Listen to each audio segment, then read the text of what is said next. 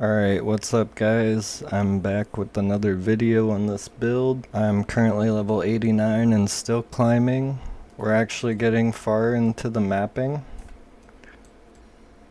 I wanted to let you know that I ended up going the wrong way at the start and I was like doing the side content more. And so I'm like all over the place, kinda just getting what I feel like I want and doing what feels fun to me at the time. So I've been getting asked a lot about the build and PoE Ninja Link and stuff, and I didn't want to share anything that I wasn't certain of, but I think I've gotten the build to where I'm like quite sure these are like the best things I can be using, and I know where I want to upgrade to, so now's a better time than any to share things. I'm at tier 15 maps. I can run 16s when they actually corrupt into them, but I just run 15 corrupts, 6 mods, 3 tablets, you know, whole 9 yards. Absolutely flawless. I only die rarely, and it seems to be chaos or physical. I can't tell. I think it's chaos. But I've been slowly fixing that, and I think around level 95 that won't happen anymore. Or if I can get a better wand, but those are really expensive. So to start, I'm going to go into the items and just go over what I'm using right now and what I feel is kind of best in slot. The wand you want is going to look sort of like this. The rune is mandatory. You're going to want a +5 level. I'm still working towards that. I do extra lightning damage just because I figured I'm already stacking tons of lightning and other lightning stuff, which I'll share in the passive tree, so this just works best. Spell and lightning damage, that way you get an extra of both, you know, it just does the same thing really. So you're double dipping damage. And the mana regen rate is okay, it's good. We do have a really high cost of skills due to Archmage, so that helps, but it's not needed, and any on-kill effects are not needed, so this is kind of a bad wand. But we're getting by. Doedri's Tenure is, I think, the best in slot gloves. I've been testing a bunch of different stuff. The only other glove I felt like was close was Leopold's Applause. You can kind of just go with whatever feels more, you know, flavorful for you. I didn't see a huge difference between the two on my build. Doedri's seemed better slightly. We're using Snake Pit Rune to get fork on our projectiles, so Spark is forking, I call them sporks. Alpha's Howl gives us 100 extra spirit and a bunch of cold resist, and I put the Idol of Ishta for the increased cost efficiency. That's pretty much required. You want your mana to stay around 90% or more, so you can get your damage multipliers from Zenith 2. We do use Zenith 2 on like everything, just to keep costs down even more. Soul Mantle is, I believe, best in slot, and you definitely are gonna need this Creation's Rune of Warding, the reduced effect of curses, with the stuff we get in the passive tree and our Anoint with Warding Fetish. Makes it so that you can just inflict yourself with every single curse and you'll get 150% increased damage with it through the anointment. And it's the only chest with 75 spirit, so that's an extra totem, you know. I tested without, and I don't think you'll get more damage with anything else really, due to having 4 totems with this setup, and without it you can't. You can only get 3. The extra totem is a lot more damage, so I think this is pretty much mandatory. This is our amulet. You are going to want armor and evasion rating because we kind of get a bit of both, and all spell skills is mandatory, spirit's mandatory. The resist, you just fill whatever you can't get elsewhere. The other ring, you're definitely needing an unset ring. More gem slots means more motes from our barrier, from our Ascendancy, so that's really important. Increased lightning damage, obvious. Mana is good because of Archmage. I would like to get int as well instead of dex and just put dex somewhere else if I can. Fire and lightning resist was just filling out resists. The build doesn't matter too much All you really want to make sure you get is flat armor on it. 300 plus is really good. Your resist you can get here, and flask recovery rate is really good since we use Laviangas and we sometimes need our flask to be faster. So boots, pretty, basic. I just went with decent armor evasion, gave it ward. That's the only ward I have, but increased speed of recoup effects. We do get some recoup from the tree, so I just went with this. It seemed like it would help with my defenses. Guiding Palm of the Mind. Your totems do act as allies, so they do gain, the allies in your presence gain 60% increased damage that you see there. I also went with this because I needed the extra lightning resist, and it just gives you a ton of that. You also get a bunch of damage as extra lightning, so that's also really good. One thing I didn't like about the spell totems was that they can't use infusions that you gain or any power charges if you pick Ancestral Bond, which you do want. I'm a little sad that you can't use charges because it says there's no charge requirement, not that it does not use them. So I think this is bugged and we can get 10% more damage. Should this get fixed, that would be really nice. The way we would get our more damage would be from using profane rituals to consume corpses while we're moving around, and it would just constantly give us power charges through charge profusion. So here's the passive tree real quick, and then I'll go over jewels and the Ascendancy.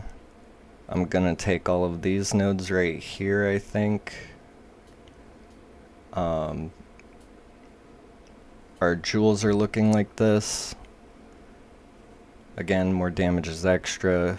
Skill effect duration's really good. I do need shock, so chance to inflict ailments is nice. You can get early curse removal through just picking up this whole thing right here, and then using this rune. You will be immune to curses, so you can put on Soul Mantle really early. We got rid of this duration node, didn't really need it. Flash charges stuff, charm charge stuff is okay.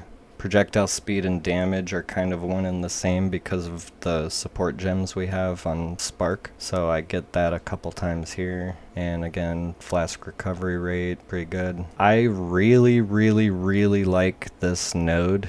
It's super strong to just be immune to exposure and elemental weakness. Even though we're already immune to curses, this is just something I want to bring to people's attention. Super good. Armor applies to elemental damage is also extremely strong in this game. I can't recommend that enough. Like, get it somewhere, because 75 all resist is good, but if you think about it, if you have a lot of armor, you can make that like 90% damage reduction to elemental damage. That's crazy. So there's that. This is the recoup we get because I wanted a way to get regen. My life is just, I don't want to hit life flasks, so I picked this up. You probably don't need it. It's just a thing I wanted. You probably also don't really need these nodes here. It's just something I wanted to play around with. This is a foolish routing, but I kind of need the resist here, so I went with it. You could just lose the 2 here, go 2 here if you want attributes, but I like the extra cast speed. And for rubies, you want skill effect duration, totem life, and totem damage mainly. Placement speed, stun buildup's okay because it just keeps enemies from moving and stuff. But yeah, that's basically it. It's a very simple setup. We got our 4th Ascendancy the other day, so we get skills have 30% less cost. That helps a ton. We were pretty much going under 90% mana every time I cast all 4 totems. Now I don't. Virtuous Barrier is insane. I need to stress this. You guys have no idea. This is such a crazy good defensive layer. It doesn't seem like much when you think about it or whatever, just looking at it, but when you feel it in game, it feels good. You just basically need to fill up all of your gem slots, and even if you're not using ones, you just put them in anyway. Preferably ones that require 2, unless you're just stacking a certain one moat. You know what I mean? +2 level of skills with intelligence requirements, really good here. That boosts both our spell totem and our spark. Gem quality grants additional effects. We'll get into what all that is here in a second. I do in fact use my entire skill bar. Sometimes some things less than others, but I like it a lot. I like having a bunch of stuff and just seeing all the damage. It's fun. You probably could get away with just grabbing more like spark damage stuff and solely using that with Frostbomb in your curse. I would also add in Firewall. It's really good for this. I recently tried it and love it, so it's in the build now. Another big thing to mention, any purity skill or aura that you get from scepters, always put in the highest quality supports that give you extra buffs, because these apply. I've tested it every season. It works for sure. And they don't cost any spirit to add. Do you see that? And the reason why I have the lower spirit here and the higher one here is I have reasons. It's fine. I'm not going to get into that. It's not a big deal. You can do what you want. Spell Totem gets... Spells cast by Totem get increased cast speed per summon totem and totem duration. It's pretty good. Spark gets extra projectiles and projectile speed. This is really good because we're using projectile acceleration, so that increases to projectile speed also give damage. This also makes the sparks fly around more and they go off screen. Very good. Lightning Mastery, absolute must. There is a better gem for this. I'm not going to mention it because it's already overpriced. Hoping it goes down because I want it. Rising Tempest. I was running with the few other ideas. I tried this and was like, wow. Basically, you get 12% more damage here all the time just by casting your spell totems like crazy, right? But when you cast your Frostbomb, say like on a rare boss, or your Flame Wall, you get an extra 12% more damage. So that stacks up, so you get 36% more damage here. And then Zenith just keeps our mana cost low while keeping our damage up. Frostbomb, I had to do less cost. Catal's Rejuvenation, I don't really notice. You probably don't need to spend for that. It's just pointless. I use it for the, added cooldown it gives you, but you don't really see it unless you use Frostbomb more. Long Fuse 2, this just lets you get more stacks of your exposure. I use Frostbomb for the exposure. Obviously, potent exposure is needed. And then we use Spell Cascade because Frostbomb gets extra 3 limits from our Gemling, so we can get 3 Frostbombs there. We also get a bunch of max elemental exposure. That's awesome. Keep in mind, you may want to get strip defenses and overexposure in your setup. I just could not find a way to make it happen. Maybe I can lose defenses and go for that, but yeah. Just an idea. Flame Wall, don't care about the more damage stuff, but I qualityed it anyway. What we care about is the projectiles gaining added damage. This is really good. You can sometimes get an infusion if you make your Orb of Storms give you some early, but otherwise you don't really worry about it. Fortress 2, I just like it being bigger, having more radius, so that I can just place my totems in the middle and they get the projectiles. +1 level is really good here. Gives you more added damage to your projectiles. Skill effect duration obvious. Expand is just for more AoE. Elemental weakness, obvious choice. More elemental penetration is obviously good. Heoxy's Fulmination, I don't see enough people using this. It's really, really good. Gives you Cursed Ground, but also gives you a trigger skill. I don't ever really see it working on my build, like the bosses die before it goes off usually. But when it does hit, it hits like a truck. So very much recommend this in any build using a curse really. Heightened Curse, mandatory. Prolonged duration so the ground stays longer. Less costs. That's about it. If you have 6th link here, I would just do the Zenith too, if you can. I believe it'll boost the damage of this, but I'm not sure. Thunderstorm I use to drench enemies. It gives extra shock chance, more damage, I also get a few triggers here. Since I'm, boosting elemental damage a bunch, I figured might as well get extra damage somewhere. I gave it Lightning Pen and Zenith 2 for the cost efficiency. It's just whatever. Extra damage. Orb of Storms, same sort of thing, just extra damage. Here's the extra qualities. And for Orb of Storm supports, I'm using Legionnaires Thunder. I found this and was just like, wow, that seems cool. Orb of Storms hits frequently enough. I don't really notice this go off, but if it is, it's probably chunking. It's kind of cool. You can also stack it with Elemental Discharge, so I thought this would be fun. Double explosions on bosses, reduced costs. Lightning Warp I just used to get around a little quicker. It's my blink. We get life drain, soul drain, so we can recover our life and mana. I put stun and practical magic on it, thinking maybe it stuns random enemies when I teleport to a group, hit the whole group, one of them gets stunned. Then I have increased spell damage for a while. Don't really notice it. I wish there was like a symbol for some of these buffs when they go off, but you know. Profane Rituals, just placeholder in case power charges come back and work for this.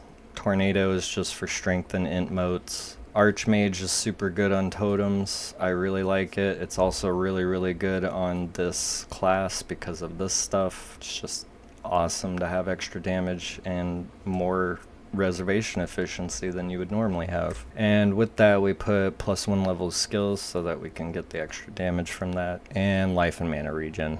That's about it for that. I don't really use Galvanic Field much, but if you want to see what that is, there you go. Yeah, there's that. If I missed anything, go ahead and ask. I know this is a rather short video. I just wanted to put something out there to explain things. It's a fun build, very cheap to start, and you can exponentially grow. It's still growing, it's still getting better, it's quite crazy. I really like this build. I'm gonna try to push this to 100 and then give you guys one final video update on it, and yeah, that's really it. That could take a while, so be prepared for that to be a bit. I have another build idea I want to play around with after this, so we'll see if that gets to me first. But that's the plan so far. Alright, I hope you guys enjoyed. I'm gonna get back to doing these side quest stuff in the Atlas and get all my Atlas points, finish the challenges, show you guys the final version of this build later. I hope you enjoy. I hope you like this character. I hope you try it. Let me know if you do, and if you have any questions. Please subscribe, it would help the channel a lot. We're trying to hit 500 subs here soon, maybe 1,000 too, but just shooting for 500 right now. And leave the video a like if you know, enjoy this. Alright guys, see you in the next one.